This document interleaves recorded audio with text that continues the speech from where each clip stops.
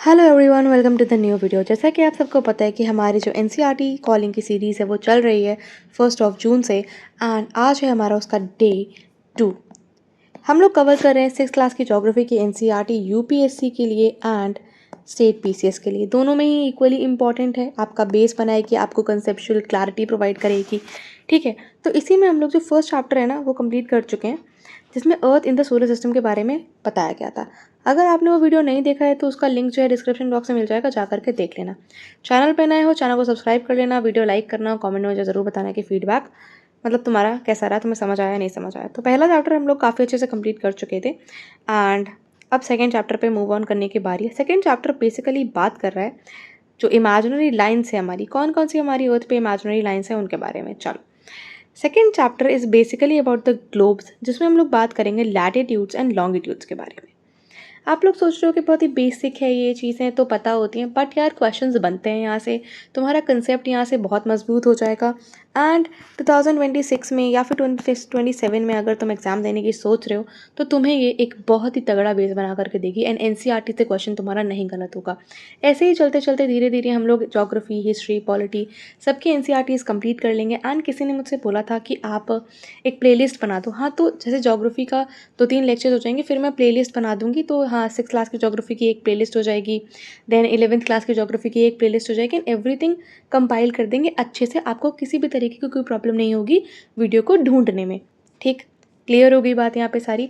देखो, हमारा फोकस रहेगा कि क्वेश्चंस कहाँ से बनते हैं, मैं बता चुकी हूँ। तो मैं पहले ही फोकस एरियाज क्वेश्चन कहाँ से बनते हैं, फ्यूचर में कैसे क्वेश्चंस बनेंगे एंड पीवाईक्यूज में कहाँ से पूछा जा चुका है। ठीक है, this is our main topic in UPSC. ठीक, यूपीएससी में भाई बताना ज़रूरी ना, कौन सी परीक्षा की, कौन सी एग्ज़ाम की तैयारी कर रहे हो, दैट इज़ मोस्ट इंपॉर्टेंट। उसको ध्यान में रख करके हमें पता होना चाहिए। If you are specifically preparing for this civil services UPSC, तो पैटर्न का जो क्वेश्चन का पैटर्न होता है वो अलग होता है। बट स्टेट के पीसीएस की अगर तैयारी कर रहे हो तो उसका पैटर्न थोड़ा डिफरेंट होता है। दोनों ही हम समझेंगे यहाँ पे। ठीक है, पहला चैप्टर मतलब जो सेकेंड चैप्टर है, बेसिकली हमारे लिए तो आज नया ही चैप्टर है। जो सेकेंड चैप्टर है वो बात करता है ग्लोब। ग्लोब आपको पता होगा, आप लोगों के घर में हो भी सकता है, नहीं भी हो सकता है, बट अगर है तो निकाल लेना उसको सामने, मज़ा आएगी पढ़ते में। ठीक है, नहीं है तो फिर इमेजिन करते चलो अपनी इमेजिनरी से, जैसे अर्थ पे इमेजिनरी लाइंस है, ऐसे तुम अपने दिन में मतलब दिमाग में कुछ कुछ इमेजिनेशंस के एक कुछ बना लो, ग्लोब बना लो। ठीक है, मैं बताती रहूँगी, ऐसा समझ जाना, ईजी रहेगा। प्रीवियस चैप्टर में बेसिकली बता रहा है कि हमने समझा कि प्लानट जो होता है, जो हमारी अर्थ है एक प्लानट है और जो फ्लैटेंड है पोल से। ठीक है, ये पोल्स है ना, फ्लैट पोल्स है, क्या जियोइड शेप है बेसिकली। ठीक है, गोल है तो भाई ग्लोब है।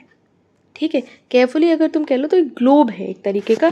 ग्लोब जो होता है ना वो एक मिनिएचर मॉडल होता है, मिनिएचर फॉर्म होता है जो एग्जैक्ट अर्थ की तरह दिखता है। कैसा? एग्जैक्ट अर्थ की तरह दिखता है। बेसिकली क्या है, ये एक मिनिएचर मॉडल है, छोटी अर्थ।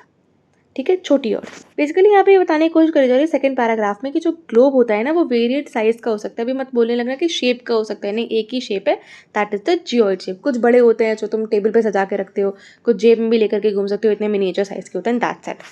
अब तुम ये बात बताओ, यहाँ पे जो ग्लोब होता है ये फिक्स नहीं होता, इसे तुम रोटेट कर सकते हो। जैसे कि अर्थ हमें पता है रोटेट करती है अपने एक्सिस पे वेस्ट टू ईस्ट। ठीक है, उसी तरीके से तुम ग्लोब को भी रोटेट कर सकते हो। ये जो तुम्हें लाइन दिख रही है, अगर यहाँ से तुम्हें यहाँ से जोड़ दो, नॉर्थ पोल से साउथ पोल जोड़ दो, कुछ टिल्ट दिख रहा है तुम्हें, कुछ झुकाव दिख रहा है तुम्हें। अब अगर मैं बात करूँ अर्थ के ऑर्बिटल प्लेन से, ये 23.5 डिग्री का इस पर टिल्ट है। ठीक, आगे सारी बातें हैं यहाँ पे। ठीक, स्पिन कर सकते हो पॉटर व्हील्स की तरह। ग्लोब पे जो होता है कंट्रीज, कॉन्टिनेंट्स, ओशंस को अच्छे करेक्ट साइज में दिखाया जाता है, ब्ला ब्ला ब्ला। इसमें कुछ इंपॉर्टेंट नहीं, जहाँ इंपॉर्टेंट है वहाँ रुकेंगे, बात करेंगे। ठीक है, डिफ़िकल्ट हो जाता है। बेसिकली क्या होता है, डिफ़िकल्ट हो जाता है किसी भी लोकेशन को ट्रेस कर पाना। ठीक है, एक अर्थ पे इतनी बड़ी अर्थ है हमारी, किसी भी लोकेशन, स्पेसिफिक लोकेशन चाहिए, कैसे पता चलेगी वो लोकेशन।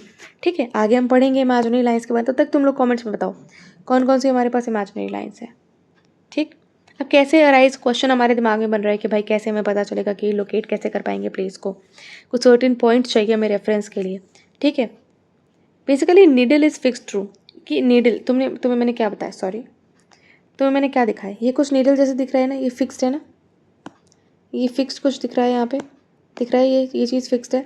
ठीक है, तो इसी के बारे में बात करें, इसको ना एक्सेस बोलते हैं। इसको क्या बोलते हैं, इसको एक्सेस बोलते हैं। ठीक, ये टू पॉइंट सोचे जो ग्लोब के वो जॉइंट होते हैं north pole to south pole. ठीक है, उसी के बारे में बात कर रहे हैं। यहाँ पे अगर मैं बात करूँ तो नॉर्थ पोल है और यहाँ पे साउथ पोल है अर्थ का, और ये जॉइंट है टिल्टेड एक्सिस से। यहाँ तक बात समझ आ गई आप लोगों को।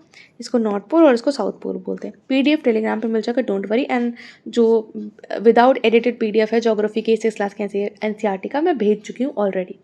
ये एडिटेड वाला जब कंप्लीट हो जाएगी तब मैं आपको सेंड कर दूँगी। जो ग्लोब है इसे मूव कर सकते हैं वेस्ट टू ईस्ट, जैसे कि अपनी अर्थ मूव करती है वेस्ट टू ईस्ट, ठीक है। और रिमेंबर करना है भाई, डिफरेंस होता है, ठीक है, but remember there is a major difference. क्या? जो रियल अर्थ है ना उसमें इस तरह की कोई नीडल नहीं है, ठीक। वो अपनी एक्सिस पे इमेजिनरी लाइन बेसिकली है, जो एक्सिस है ये जो एक इमेजिनरी लाइन है इस पर मूव करती है। रियल अर्थ में ऐसा कुछ भी नहीं है, ठीक। वो यूनिवर्स में है, मूव कर रही है। अब बारी आती है इमेजिनरी लाइन जो ग्लोब को डिवाइड करती है 2 इक्वल पार्ट्स में। बेसिकली अर्थ को डिवाइड, मैं अभी डिस्क्लेमर दे देती हूँ मैं तुम्हें। क्या है वो डिस्क्लेमर? कि अर्थ पे किसी भी तरीके की कोई लाइन नहीं है, ठीक है। जितनी भी लाइन के बारे में आगे हम लोग बात करने जा रहे हैं ये सब के सब इमेजिनेशन से बनी है, इमेजिनरी लाइन है। अर्थ पे एग्जैक्टली कोई भी लाइन नहीं है ऐसी, ठीक है, कोई भी लाइन्स नहीं बनी है अर्थ पे, ठीक। चलो अब तुम्हें समझ आएगा। एक इमेजिनरी लाइन है जिसे हम लोग इक्वेटर के नाम से जानते हैं, वो इक्वल पार्ट्स में 2 इक्वल पार्ट्स में अर्थ को डिवाइड कर देती है, ठीक है। अब जो इक्वल पार्ट में वो डिवाइड कर रही है उसी को हम लोग बोल रहे हैं, एक तरफ जो नॉर्थ में उसे नॉर्दर्न हेमिस्फीयर। डायरेक्शन तो पता होंगे, चलो नहीं पता तो बता देती हूँ, एक 10 सेकेंड लगेगा। North, south, east and west, ऐसे कर लो तो नॉर्थ ईस्ट, इधर कर लो तो साउथ ईस्ट, इधर कर लो तो नॉर्थ वेस्ट, कर लो तो साउथ वेस्ट। इतना समझ आ गया, ठीक। जो इक्वेटर होता है ना वो अर्थ को 2 इक्वल हाफ्स में डिवाइड कर देता है। एंड जो नॉर्थ में है उसे हम लोग नॉर्दर्न हेमिस्फीयर बोलते हैं, साउथ में उसे सदर्न हेमिस्फीयर बोलते हैं, ठीक। और ये इक्वल हाफ्स होते हैं। क्या होते हैं? इक्वल हाफ्स होते हैं। डायग्राम बना के दिखाऊं? चलो डायग्राम भी देख लेते हैं एक बार। कंसिडर करना है ये अर्थ जियोइड शेप है, जैसा भी है कंसिडर करना है, बस तुम्हें इमेजिनेशन पावर अपनी बिल्कुल परम तक पहुंचा देनी है, ठीक। ये है इक्वेटर 0 डिग्री, इक्वेटर को 0 डिग्री कहते हैं, इतना याद रखना, ठीक है। डोल ड्रम्स, आगे चल के हम एवरीथिंग समझेंगे, ठीक। अब ये जो है तुम देख रहे हो ना इक्वल हाफ्स में डिवाइड हो रहा है, तो ऊपर वाले को नॉर्दर्न हेमिस्फीयर, नीचे वाले को सदर्न हेमिस्फीयर, ठीक है, ऐसे समझ लेना। इक्वेटर बेसिकली एक इमेजिनरी सर्कुलर लाइन है, ठीक है। इंपॉर्टेंट पॉइंट है भाई, बहुत ही ज़्यादा इंपॉर्टेंट होती है, प्लेसेस को लोकेट करने में बहुत हेल्प होती है, ठीक। ये जो पैरेलल लाइन्स हैं इसी के पैरेलल चलती हैं, ठीक है। पैरेलल लाइन्स बेसिकली क्या होती हैं? लैटिट्यूड्स। जो पैरेलल लाइन्स होती हैं ना उसको हम लोग लैटिट्यूड्स कहते हैं, वो इक्वेटर के पैरेलल चलती हैं। बेसिकली पैरेलल लाइंस का क्या मतलब होता है कि कभी वो इंटरसेक्ट नहीं करती हैं आपस में, कभी भी मिलती नहीं है एक दूसरे से। जबकि आप आगे चल के अगर लॉन्गिट्यूड समझोगे तो आपको पता चलेगा वो तो मिल रही हैं, एक पॉइंट पे जा करके मिल रही हैं, कंसेंट्रिक सर्कल्स बना रही हैं वो, ठीक है। बट लैटिट्यूड्स इक्वेटर के पैरेलल चलते हैं एंड ये कभी भी एक दूसरे से नहीं मिलते हैं क्योंकि वो पैरेलल हैं। और लैटिट्यूड्स को हम लोग डिग्रीज में मेजर करते हैं। किसमें? डिग्रीज में मेजर करते हैं।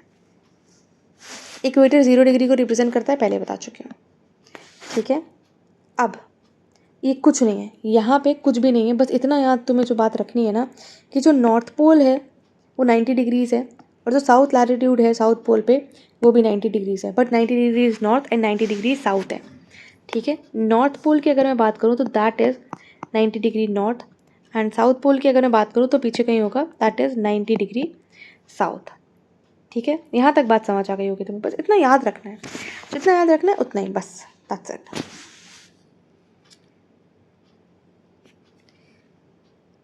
ठीक है। ऑल पैरेलल लाइंस जो है भाई आसान भाषा में जो नॉर्थ में है उनको नॉर्थ लैटिट्यूड्स बोल देंगे, साउथ में उनको साउथ लैटिट्यूड्स बोल देंगे। इक्वेटर के जो नॉर्थ में चला गया, अभी डायग्राम बनाया था ना, जो ये नॉर्थ में जितने भी लैटिट्यूड्स होंगे उनको नॉर्थ लैटिट्यूड्स बोल देंगे, जो साउथ में होंगे उनको साउथ लैटिट्यूड्स बोल देंगे, नॉर्मल बात है। अब देखो यहाँ पे बात करी गई है वैल्यू ऑफ ईच लैटिट्यूड की। अगर मैं तुम्हारे एग्जाम पॉइंट ऑफ व्यू से बताऊँ तो ये बिल्कुल भी इंपॉर्टेंट नहीं है, ठीक है, कि वैल्यू ऑफ ईच लैटिट्यूड कितना है, ये तुमसे कभी नहीं पूछने वाला, ठीक है। बट स्टिल थोड़ा सा समझ लेते हैं कि चंद्रपुर है एक महाराष्ट्र में इंडिया में और जो बेलो है वो ब्राज़ील में है। ये सेम बेसिकली लैटिट्यूड्स पे लोकेटेड है, पैरेलल लाइंस पे लोकेटेड है। बट जो हमारा चंद्रपुर है वो 20 डिग्री नॉर्थ में है इक्वेटर के, एंड जो ब्राज़ील में क्या था बेलो, जो ब्राज़ील में था बेलो वो साउथ में है, बस दैट्स इट। नहीं पढ़ना है इसे तुम्हें, मैं तुम्हें अभी बताऊँगी कि तुम्हें क्या नहीं पढ़ना है। अब देख लो ये क्या बता रही हैं दीदी, यहाँ पे दीदी ये बोल रही हैं यहाँ पे कि by measuring the angle of the pole star from your place you can know the latitude of a place. भाई पोल स्टार से मेजर कर लो एंगल क्या है, फिर तुम्हें अपनी जगह का पता चल जाएगा। भाई मुझे नहीं पता, मतलब मुझे तो नहीं पता चल पाया, बट अगर किसी को पता चलता है तो प्लीज़ आप हमें कमेंट सेक्शन में ज़रूर आकर के ज्ञान जो है दीजिएगा अपना, ठीक है।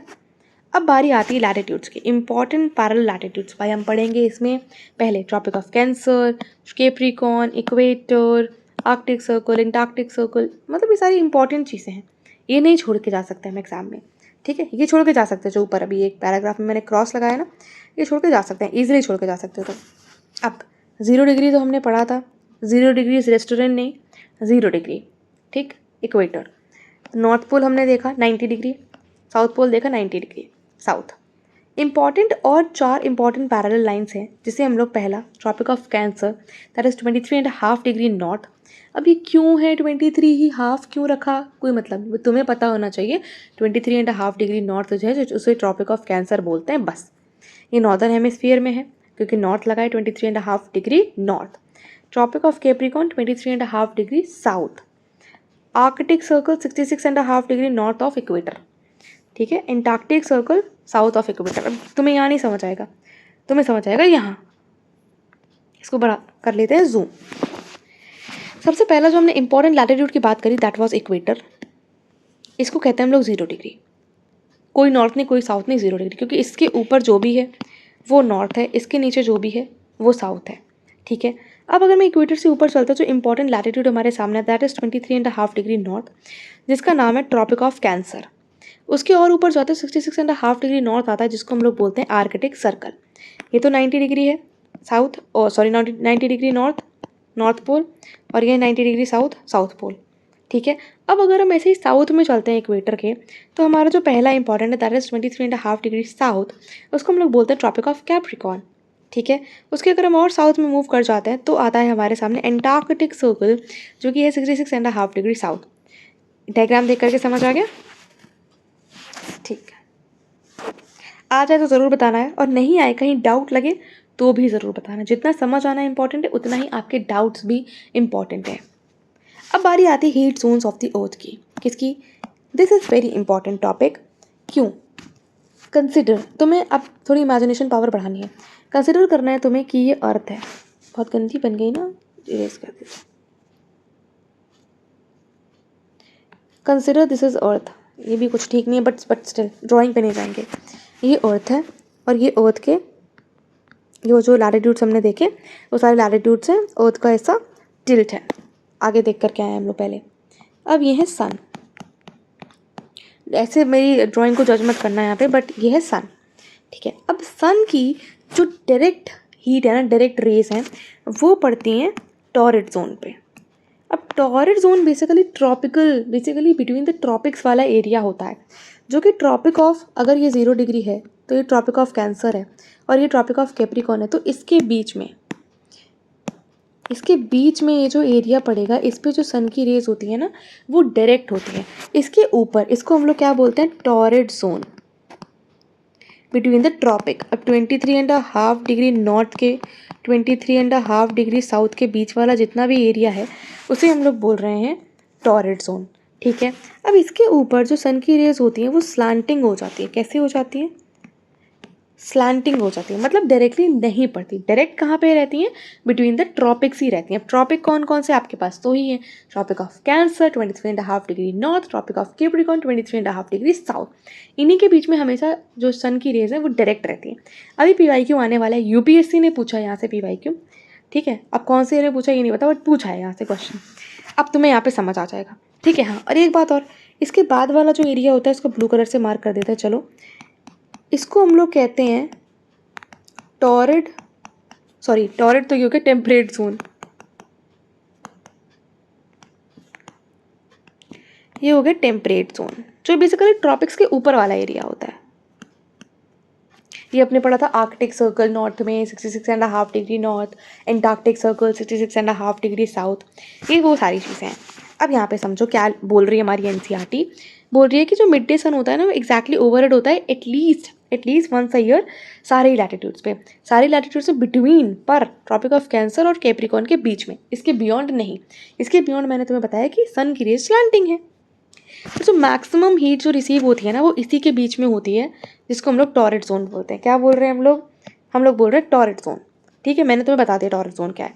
जो मिड डे सन है ना वो कभी भी शाइन नहीं करता है, ठीक है। अब यहाँ से देखो, मिड डे सन PYQ है, mid day sun never shines overhead on any latitude beyond the Tropic of Cancer and Tropic of Capricorn. True या फॉल्स? सेंटेंस वाइज यूपीएससी ने क्वेश्चन पूछा था, इससे स्टेटमेंट वाला क्वेश्चन था, ठीक है, यूपीएससी का PYQ। तो ये इंपॉर्टेंट पैरा है ना हमारे लिए। अब आगे चल के तुम बड़ी वाली एनसीईआरटी पढ़ते हो, बड़ी इन सेंस मतलब बड़े क्लास की है, तो 6th क्लास की है, तुम्हारा बेस बन गया यहाँ से कि जो सन है वो कभी भी बियॉन्ड द ट्रॉपिक्स मतलब ट्रॉपिक ऑफ कैंसर के ऊपर कभी भी डायरेक्ट नहीं शाइन करता है, ठीक है। और ऐसे ही ट्रॉपिक ऑफ कैप्रिकॉर्न के ऊपर भी मतलब एंटार्क्टिक सर्कल के आसपास भी नहीं करता है, क्योंकि सन की रेस स्लैंटिंग है, ठीक है, डिक्रीज करता है, बेसिकली एंगल डिक्रीज कर रहा है ना, स्लैंटिंग हो रही है रेस, स्लैंट हो रही है रेस, ठीक। अब as such the area is bounded by the tropic of Cancer and the Arctic circle in the northern hemisphere. कुछ नहीं, कुछ नहीं, कुछ नहीं, ये सब कुछ नहीं, मॉडरेट टेम्परेचर कुछ नहीं, इनको बस बोलते क्या है, टेम्परेट जोन्स। क्या बोलते हैं? टेम्परेट जोन, बस। अब इंपॉर्टेंट लाइन जो अब आ रही है बताती हूँ। बेसिकली इंपॉर्टेंट लाइन निकल ही गई, इंपॉर्टेंट लाइन यही थी, आपका कुछ खास इंपॉर्टेंट नहीं है इसमें, इंपॉर्टेंट लाइन यही थी, this was very important line, ठीक है। इससे PYQ पूछा जा चुका है, तो इसको ध्यान से पढ़ लेना। मुझे लगा कि आगे भी कुछ दे रखा, बट आगे ऐसा कुछ इंपॉर्टेंट नहीं।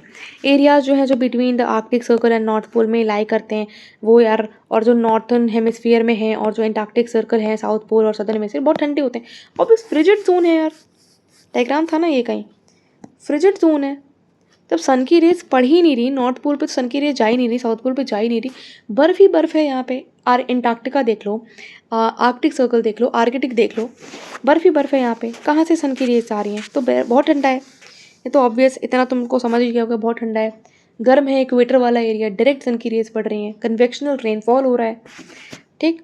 It is because sun does not rise. हाँ, ये लाइन थी, ये लाइन छूट जाती है अभी हमसे, ऊपर का सारा मिटा दो तुम, ऊपर का सारा मिटा दो तुम, ये लाइन इंपॉर्टेंट है। अब ये ऐसा क्यों हो रहा है? क्यों हो रहा है?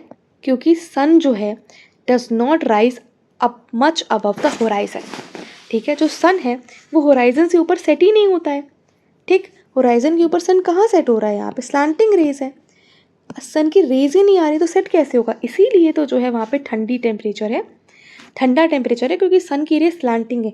यही लाइन मेंशन थी शायद एक और स्टेटमेंट में, ये स्टेटमेंट मेंशन था और ये स्टेटमेंट मेंशन था, और ये स्टेटमेंट शायद डायरेक्टली भी आ चुका है एक आध साल में और में, ठीक है। ये भी यूपीएससी यहाँ से पूछ चुका है क्वेश्चन, ठीक है। अब ऐसा क्यों है? क्योंकि स्लैंटिंग है और लेस हीट प्रोवाइड करते हैं, और इसको फ्रिजिड जोन्स भी कहते हैं, बहुत ठंडे होते हैं, ठीक है, बहुत ठंडे होते हैं। अब लैटिट्यूड्स यहाँ पे ख़त्म हो जाते हैं, तो फटाफट से देखो कि तुमने कौन कौन से लैटिट्यूड्स पढ़े। हमने पढ़ा सबसे पहले इक्वेटर, फिर नॉर्थ पोल साउथ पोल, फिर tropic of Cancer 23.5 degree north, याद करते रहो साथ में, tropic of Capricorn 23.5 degree south. अब तुम बताओगे, मैं सिर्फ नाम लूँगी, आर्कटिक सर्कल और एंटार्क्टिक सर्कल, ठीक। फिर हमने हीट जोन्स देखे कि हीट जोन्स को किस तरीके से डिवाइड, अर्थ को ये कितने हीट जोन्स में डिवाइड कर सकते हैं। बेसिकली एक होता है टॉरेट जोन और एक है temperate zones. Basically torrid zone वो होता है जो ट्रॉपिक्स के बीच वाला एरिया होता है, एंड ट्रॉपिक्स के बियॉन्ड जो भी होता है वो टेम्परेट जोन होता है, ठंड बहुत ज़्यादा बढ़ने लग जाती है। अगर मैं नॉर्थ पोल और साउथ पोल की बात करूँ तो यहाँ पे फ्रिजिड जोन होता है, बहुत ज़्यादा ठंड होती है यहाँ पे, ठीक। तो लैटिट्यूड्स जो थे वो हमारे ख़त्म हो जाते हैं यहाँ पे। Now we will be talking about longitudes. यार मैं कोशिश करती हूँ ना कोई भी लेक्चर 1 घंटे से ज़्यादा नहीं रखूँ, एक्सटेंड नहीं करूँ भाई, भले ही मैं 2 पार्ट्स में बनाऊँ, पर लेक्चर 1 घंटे से ज़्यादा एक्सीड नहीं होना चाहिए, क्योंकि यार कॉन्सेंट्रेशन तुम्हारा उतनी देर का होता है और मज़ा उतनी देर पढ़ने में आती है। एक किसी भी वीडियो को आप नहीं देख सकते हो लगातार, मैं 6 घंटे का एक एनसीईआरटी को 6 घंटे में ख़त्म कर दूँ, मेरी रिस्पॉन्सिबिलिटी ख़त्म हो जाएगी वहाँ पे, बट तुम्हें नहीं समझ आ जाएगा ना। इसलिए एक एक सेक्शन करेंगे, एक एक लेक्चर पढ़ेंगे, और जो बड़ा चैप्टर है उसको पार्ट्स में डिवाइड कर लेंगे, 2 में करेंगे, बहुत बड़ा है तो 3 में कर लेंगे, और कंसंट्रेशन के साथ पढ़ते हुए आगे बढ़ते रहेंगे, और जर्नी हमारी कंप्लीट हो जाएगी, हमारी सक्सेस भी मिल जाएगी और हम जीत भी जाएंगे, ठीक। अब लॉन्गिट्यूड्स, बीच बीच में कुछ बोलना पड़ता है, मैं भी लैटिट्यूड लॉन्गिट्यूड्स में घुसी रहती हूँ, ठीक। अब लॉन्गिट्यूड्स, अब अगर हमें किसी भी प्लेस की पोजीशन को फिक्स करना हो तो हमें सिर्फ लैटिट्यूड ही काम नहीं आएगा यार, हमें क्रॉसिंग करने के लिए कुछ और भी चीज़ तो चाहिए। किसी चीज़ जगह को हमको फिक्स करना है, उसकी लोकेशन को हमें फिक्स करना है, ठीक है, तो हमें कुछ और भी तो लगेगा, ठीक है, तो हमें लगेंगे लॉन्गिट्यूड्स किसी भी जगह को उसकी पोजीशन को फिक्स करने के लिए। लॉन्गिट्यूड्स हमें लग रहे हैं। अब भाई ये बता रहा है कि टोंगा आइलैंड्स हैं और मॉरिशस में आइलैंड्स हैं, तो ये 20 कुछ नहीं है, ठीक।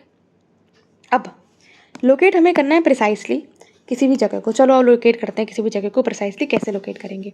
अब हमें ये पता होना चाहिए कि वो कितनी ईस्ट में है, कितना वेस्ट में है, प्लेसेस से रेफरेंस हमें पता होना चाहिए नॉर्थ पोल साउथ पोल का, ठीक है। इन्हीं रेफरेंस को बेसिकली हम लोग बोलते हैं लॉन्गिट्यूड। यहाँ पे लॉन्गिट्यूड्स के बारे में एक दो इंपॉर्टेंट वर्ड बता दूँ जो आगे आने वाले। इमेजिनरी लाइनें हमेशा याद रखना, डिस्क्लेमर पहले ही दे चुके। These are concentric circles. Latitudes की तरह ये पैरेलल लाइंस नहीं है। They will be meeting at a point, meeting where at 90 degree, ठीक है। बेसिकली पोल्स पे मीट करेंगे 90 डिग्री। अगर मैं यहाँ गलत लिख रही हूँ तो 90 डिग्री मत लिखना, पोल्स पे मीट करेंगे। ये ऐसे होते हैं, कंसेंट्रिक सर्कल्स होते हैं, एक जगह मीट करते हैं, north pole to south pole, ऐसे ऐसे। ये तो बहुत ही गंदा बन गया, बट स्टिल ऐसे ही रहता है।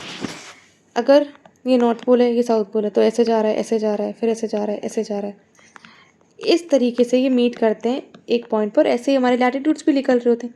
जहाँ पे इंटरसेक्ट करते हैं वहाँ से हमें पता चल जाता है position, exact position of the place, ठीक है। अब ये तो लॉन्गिट्यूड्स हैं, ठीक है, ये लॉन्गिट्यूड्स हैं, ये नॉर्थ पोल है और पीछे कहीं साउथ पोल होगा, ये 0 डिग्री है। बट अगर ये लैटिट्यूड्स हमारे ऐसे क्रॉस कर जाएंगे यहाँ पे, तो ये क्रॉस हो रहा है यहाँ पे कोई जगह होगी, यहाँ पे कोई जगह होगी, यहाँ पे भी कोई जगह होगी, और ऐसे ही बहुत सारी जगह होंगी। तो प्लेस ए बी की लोकेशन को पता करना आसान हो गया ना ऐसे, ठीक। सॉरी,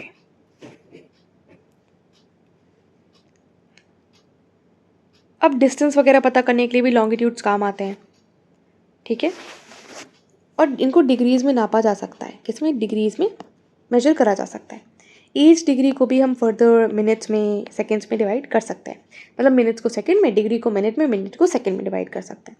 ये बेसिकली क्या होता है, सेमी सर्कल्स होते हैं। क्या होता है सेमी सर्कल? क्या होता है सेमी सर्कल? क्या होता है, ये सर्कल है तो सेमी सर्कल क्या ये है? एग्जैक्टली तो ये नहीं, बट ये है क्या सेमी सर्कल? वो देखा है, एक ज्योमेट्री बॉक्स में आता था सेमी सर्कल, उसमें होता था ना 180 डिग्री, फिर ऐसे एंगल होते थे बनाने के लिए, ऐसे ही कुछ समझ लो, ठीक। इरेज कर दो यहाँ पे, नहीं तो मैं PDF भेजूंगा। ये क्या बता देता है यार दीदी ने मेरे को। They are semicircles basically. और जो डिस्टेंस होते हैं ना वो डिक्रीज करते रहते हैं पोलवर्ड। क्या, नहीं समझ आया? पोल पे जाकर के 0 हो जाते हैं जहाँ पे मेरिडियंस मीट करते हैं। डिस्टेंस उसका यहाँ पे ज़्यादा होगा कि यहाँ पे ज़्यादा होगा लॉन्गिट्यूड्स का, बताओ। ऑब्वियसली इक्वेटर पे डिस्टेंस जो है वो लॉन्गिट्यूड्स के बीच में ज़्यादा होगा। पोल में तो मिल रहे हैं ना, वो पोल में मिल रहे हैं, तो डिस्टेंस यहाँ पे 0 कम होगा, ठीक है। मैंने तुम्हें पहले ही बता दिया कि जो लैटिट्यूड्स थे वो पैरेलल लाइंस थी, ये पैरेलल नहीं है। All meridians are of equal length. हर एक मेरिडियन, हर एक लॉन्गिट्यूड इक्वल लेंथ का होता है, ठीक है। बट याद रखो, अब जो तुम्हें याद रखना है वो एक ऑब्जर्वेटरी का नाम है। BCS में पूछ सकता है, UPSC नहीं पूछेगा तुमसे यहाँ पे। ब्रिटिश रॉयल ऑब्जर्वेटरी बेसिकली ये यहाँ पे ये कहाँ पे basically pass through the Greenwich mean time, हमें पता होगा इतना ही। तो this meridian is called the prime meridian. यहाँ से बेसिकली जो ब्रिटिश रॉयल ऑब्जर्वेटरी, यहाँ से जो मेरिडियन पास आउट हो रहा है उसे हम लोग प्राइम मेरिडियन बोलते हैं। क्या, प्राइम मेरिडियन बोलते हैं। और इसकी वैल्यू जो रखी है वो रखी है 0 डिग्री लॉन्गिट्यूड। क्या, 0 डिग्री लॉन्गिट्यूड क्या है ये? प्राइम मेरिडियन, ठीक है। प्राइम मेरिडियन 0 डिग्री लॉन्गिट्यूड कहाँ से जा रहा है? ब्रिटिश रॉयल ऑब्जर्वेटरी से जा रहा है, तो 0 डिग्री लॉन्गिट्यूड इसकी वैल्यू है, ठीक। अब ये वेस्ट वर्ड ईस्ट वर्ड कुछ नहीं, तुम्हारे मतलब का नहीं है ये, ठीक। तुम्हारे जितना मतलब का था उतना तुम्हें पता चल चुका है अभी तक। ये जो प्राइम मेरिडियन है बेसिकली एंड जो 180 डिग्री मेरिडियन है, ठीक, ये अर्थ को डिवाइड करते हैं 2 इक्वल हाफ। और इससे पहले कौन अर्थ को 2 इक्वल हाफ में डिवाइड कर रहा था? वो तो नॉर्थ हेमिस्फीयर और साउथ हेमिस्फीयर में कर रहा था। Southern hemisphere basically north south hemisphere में डिवाइड कर रहा था। अब ये करेगा ईस्टर्न और वेस्टर्न हेमिस्फीयर में। ये क्या है? लॉन्गिट्यूड्स। ये करेंगे इक्वल हाफ्स में तो कर ही रहे हैं, but eastern hemisphere and western hemisphere में कर रहे हैं। किसमें? ईस्टर्न हेमिस्फीयर और वेस्टर्न हेमिस्फीयर में। ठीक, कौन कर रहा है? लॉन्गिट्यूड्स कर रहे हैं। देयरफॉर लॉन्गिट्यूड्स में बेसिकली आप ई और डब्ल्यू लिखा हुआ देखोगे, जैसे कि हम नॉर्थ और साउथ लैटिट्यूड्स में लिखा हुआ देख रहे थे। ठीक, बस इतना याद रख लेना। अब ये 180 डिग्री और 0 का क्या है? अगर मैं इसकी बात करूँ, कलर बदल लेती हूँ ना, अच्छा नहीं लग रहा है, मतलब दिखाई नहीं दे रहा है। अगर मैं इसकी बात करूँ तो यह है 0 डिग्री का प्राइम मेरिडियन। इससे इधर मूव करते जाओगे ना तो 80 मतलब और बढ़ता चला जाएगा। ठीक है, फिर 180 डिग्री भी पहुंच जाएगा वेस्टवर्ड। तो ये कितने होते हैं? बेसिकली 360 होते हैं, अगर मैं एक मोटा मोटी आइडिया लगा लूँ तो। ठीक है, 180 डिग्री, 180 जितने हैं अगर ईस्टर्न हेमिस्फीयर में तो 180 वेस्टर्न हेमिस्फीयर में। अब ये डिवाइड कर देगा तुम्हारा ईस्टर्न हेमिस्फीयर में और वेस्टर्न हेमिस्फीयर, तभी तो बोलते वेस्टर्न वर्ल्ड। इंडिया के परस्पेक्ट में जो यूके वगैरह है, जो हम वेस्टर्न वर्ल्ड के यूएसए, वो वेस्ट में है इंडिया से।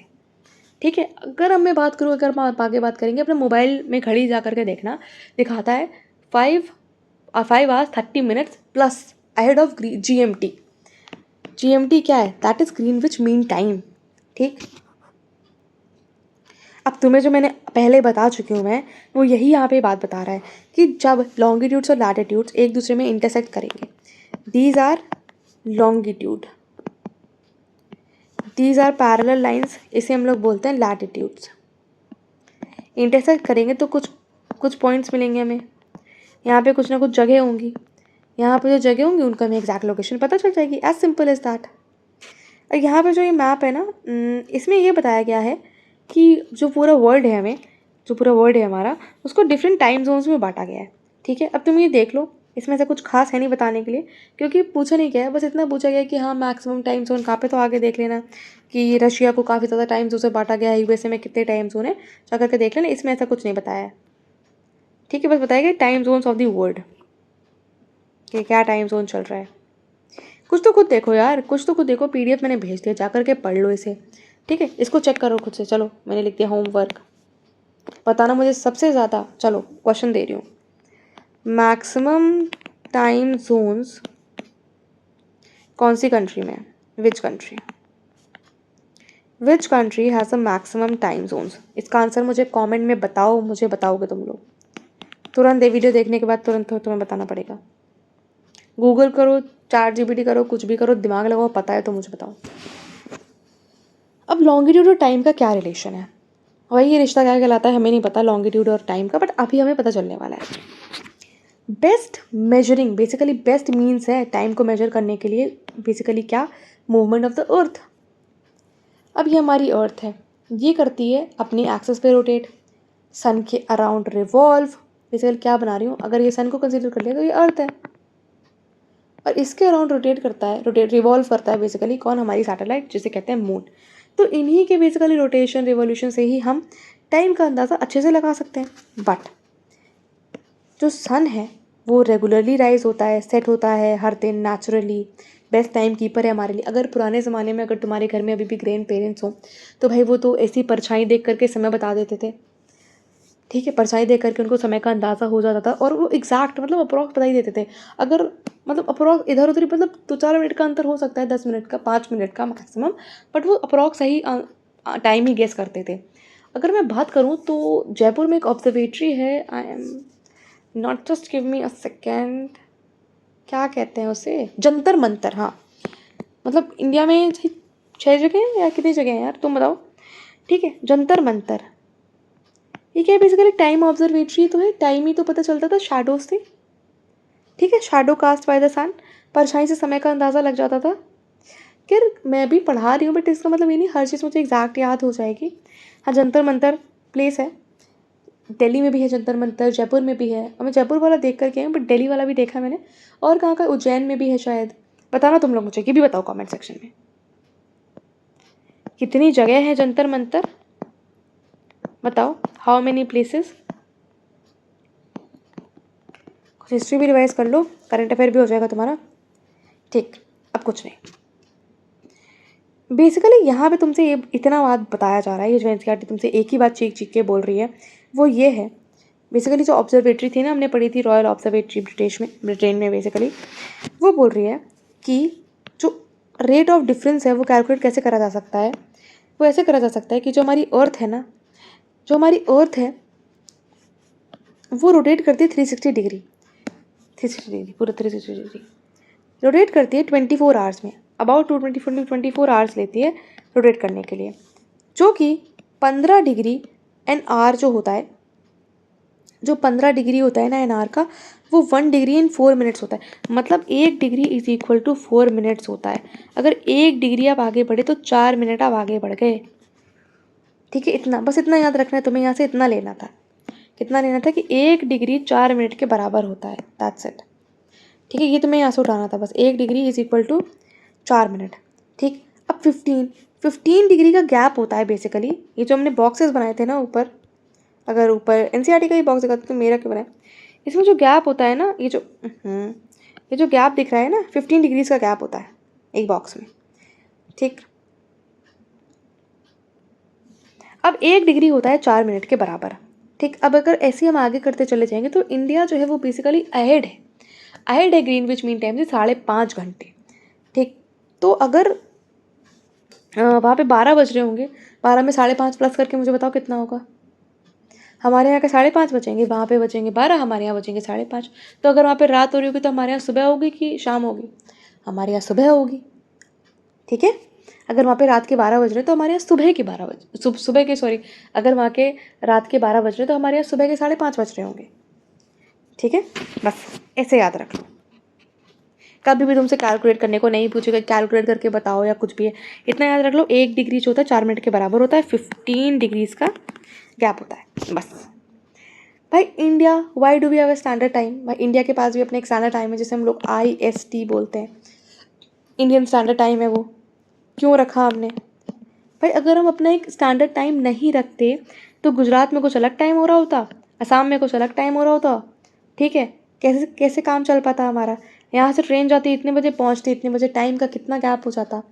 ठीक है, तो इसीलिए हमको एक इंडियन स्टैंडर्ड टाइम जो है लेना पड़ा, जो कि पूरी कंट्री में एक ही टाइम रहेगा।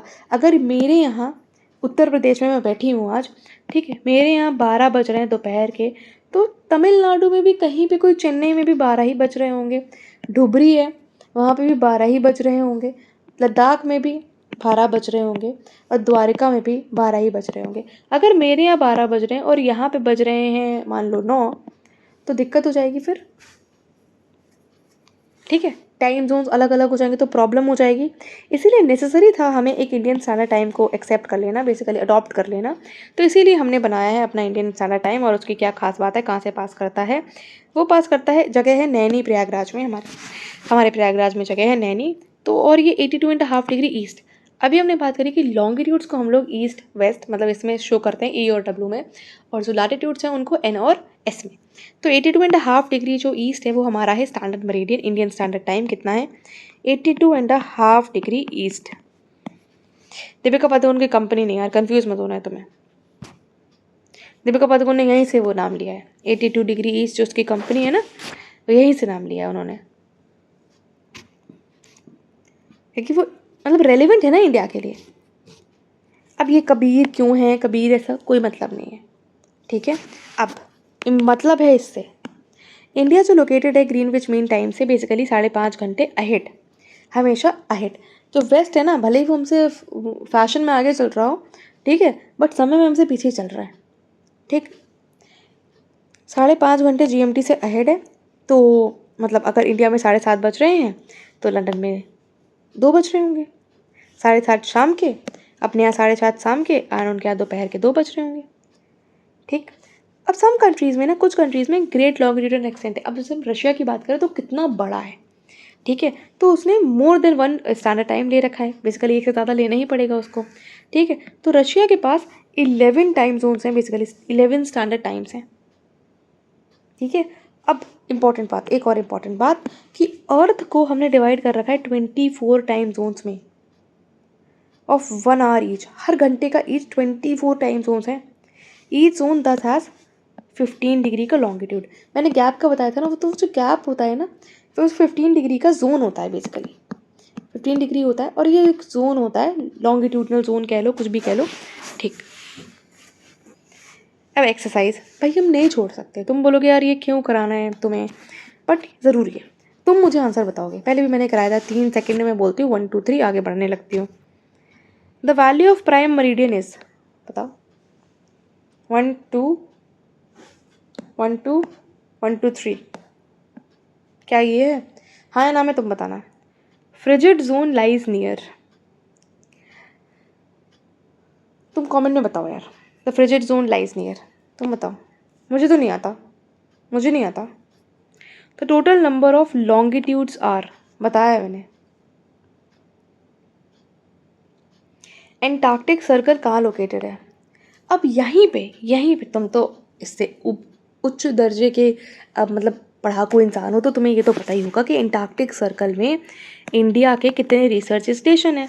तो मुझे ये बताओगे, मैं तुमसे ये नहीं पूछूंगी कहाँ लोकेटेड है, मैं तुमसे पूछूंगी कि एंटार्क्टिक में, बेसिकली एंटार्क्टिका